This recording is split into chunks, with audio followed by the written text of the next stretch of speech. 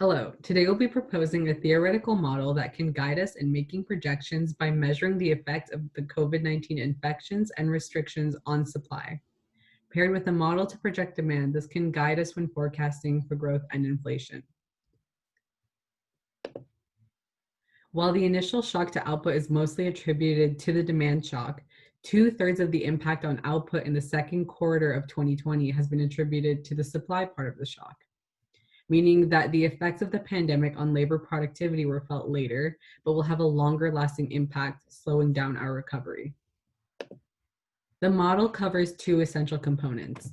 First is productivity related. If the virus forces firms to shed labor beyond a certain threshold, productivity suffers. The second component is credit market imperfections. Because lenders cannot be sure that borrowers will repay, they only lend against collateral. In this model, firms need to borrow to maintain their labor and productivity, and they borrow against their value in the financial markets. Expected productivity determines collateral value for the firm, and in turn, collateral value can limit borrowing and productivity for the firm. There may be multiple equilibria. One where firms are able to finance their productivity requirements, remain productive, and have their value grow and recover that way, and ones where firms can't borrow enough given their collateral value and they can't be productive and then their value declines downward.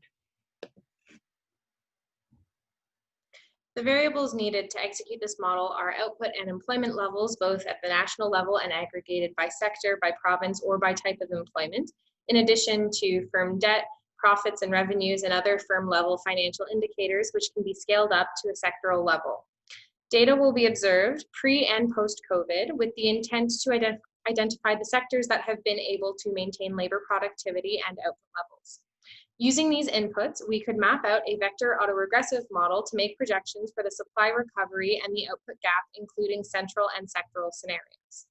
Sources will include public survey data from Statistics Canada and financial information available from publicly traded companies, which we predict will comprise enough of the firms in Canadian industries to be representative of the sectors and the economy roughly at large.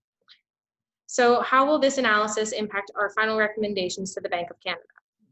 Our research indicates that due to the unique influences of the pandemic as a shock to preferences and predominantly to supply, conventional demand-side monetary policies may be insufficient as a response to encourage economic recovery. As such, it is crucial that our forecasts and monetary policy recommendations reflect the specific inequalities, behaviors, incentives, and challenges of the current economic environment, and take into account the effects of fiscal policies such as wage subsidies. The compatibility of unconventional monetary policies and probable fiscal scenarios will inform our decision. Furthermore, observing and predicting the interactions between output, employment, labor productivity, credit, and aggregate demand for goods and services will provide a more complete and contextualized view of inflation and growth that may provide valuable insight into the nature and the magnitude of stimulus that will likely be necessary to yield results, as well as possible externalities.